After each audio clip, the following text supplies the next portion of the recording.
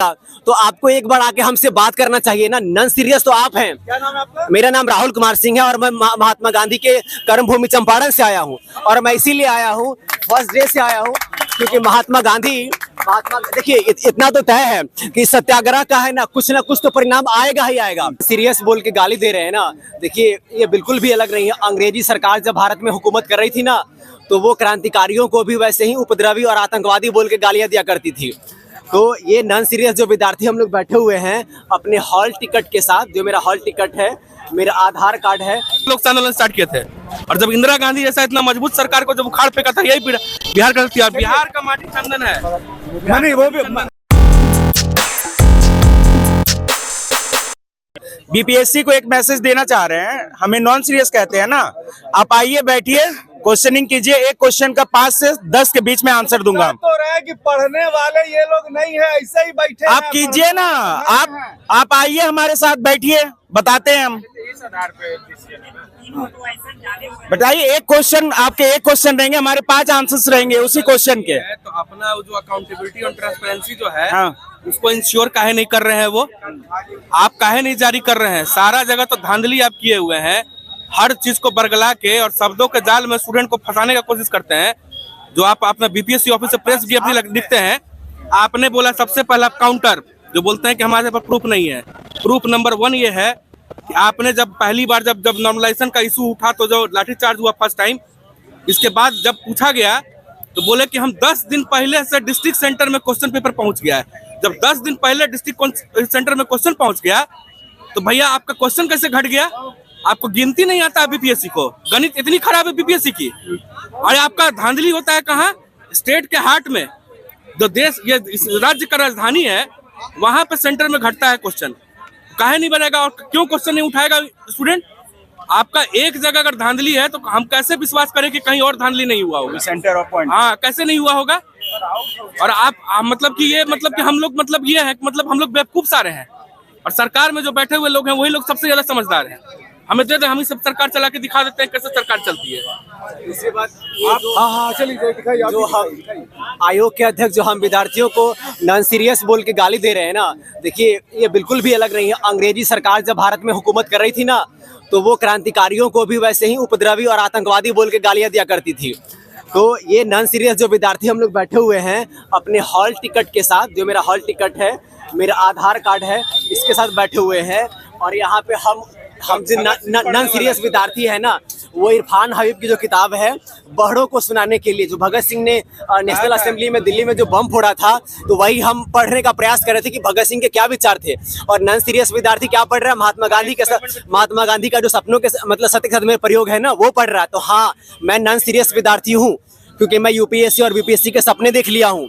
और मैंने सपना देख लिया है भगत सिंह को जानने का, और मैंने सपना देखा है गांधी के सत्याग्रह को पढ़ने का। और सिर्फ इतना ही नहीं पढ़ रहे हैं, इतनी सारी बुकें पढ़ने के बाद ना, मैं यहाँ पे फर्स्ट डे से ही हूँ सत्याग्रह पे, आमरण अनशन पे। और दिल्ली से है ना यहाँ पे डे 1 को आया था। और उसके बाद मैंने महात्मा गांधी के सत्याग्रह को जो किताबों में पढ़ा था, तो मैंने जी रहा हूँ। मतलब हम लोग सत्याग्रह क्या होता है उसको वाकई में सही तरीके से समझा सकते हैं। और सत्याग्रह क्या होता है ना, ये हमारे साथियों ने पूरे हिंदुस्तान को बताया है, और हिंदुस्तान नहीं पूरे दुनिया को सत्याग्रह का वाकई में कैसे किया जाता है ना, ये बताया है। महात्मा गांधी के ऊपर एक किताब लिखी गई है कि दक्षिण अफ्रीका के सत्याग्रह, मैं उसको पढ़ रहा था। उसमें महात्मा गांधी कहते हैं कि जब बड़बड़ हुकूमत जब लाठी गोली के साथ खड़े हो जाए ना, उसके सामने अगर आप सिर्फ सत्य के साथ, सत्य के लिए खड़े रहते हैं, मतलब हर लाठी को आप सह रहे हैं ना, तो वाकई में आप सत्याग्रह करें। आपने देखा बेली रोड में जो हमारे साथी गए थे, एकदम पूरे मीडिया को पता है कि हमारे साथी ऐसे बैठे हुए थे। मैं उस भीड़ का हिस्सा नहीं था, अपने साथियों के साथ नहीं था, लेकिन हमारे साथ इस तरीके से हाथ जोड़ के बात कर रहे हैं। बताइए ना, पूरे विश्व में ऐसा कौन सा स्टूडेंट आंदोलन हुआ है जिसमें विद्यार्थी शांतिपूर्वक, वो भी सड़क जाम नहीं कर रहे हैं, पगडंडी के किनारे बैठे हुए हैं।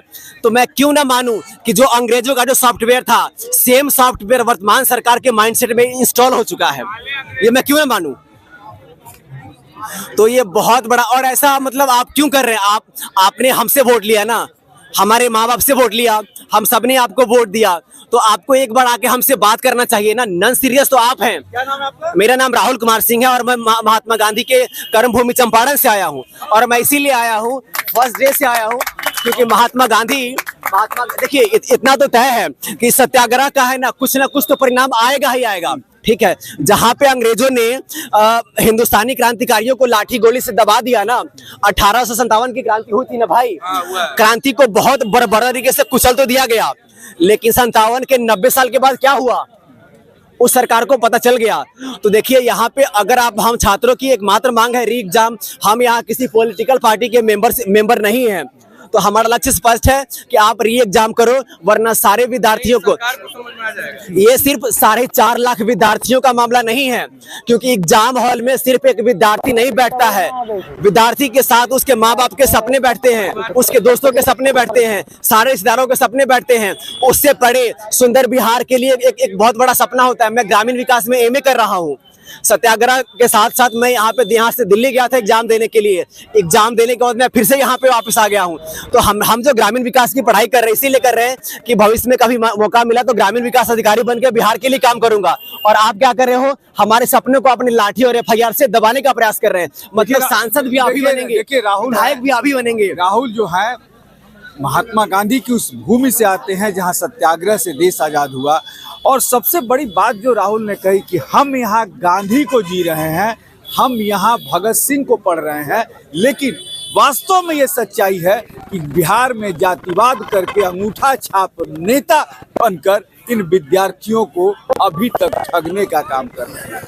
निश्चित तौर पर ये आंदोलन जो सत्याग्रह है वो एक न एक दिन रंग तो निश्चित तौर पर लाने वाला है।